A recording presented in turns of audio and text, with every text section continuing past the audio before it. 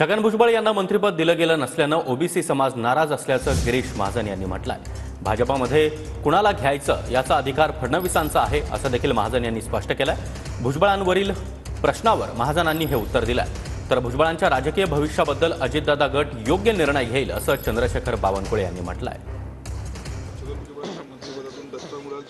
OBC त्याची महत्त्वपूर्ण बैठक आज नरीमन पॉइंटवर ठेवलेली आहे, कसं पाहताय?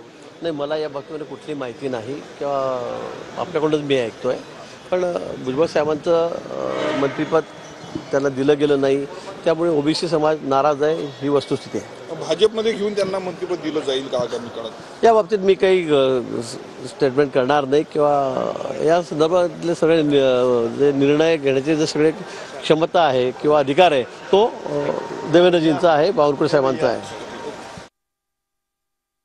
भुजबळ साहेबांची महायुती म्हणून आमच्या नजरेत मोठं स्थान आहे आणि भुजबळ साहेबांच्या राजकीय आयुष्याबद्दलचा योग्य निर्णय त्यांचा पक्ष घेईल। मला वाटतं अजितदादा याची त्या ठिकाणी बसतील भुजबळ साहेबासोबत, अजितदादा असतील, प्रफुल्ल पटेल जी असतील, तटकरे जी असतील, कारण शेवटी त्या पक्षाचे ते नेते आहेत। त्यामुळे राष्ट्रवादी काँग्रेसचे नेते म्हणून शेवटी भुजबळ साहेबाबद्दलचा योग्य निर्णय त्यांचा पक्ष करेल असं मला वाटतं।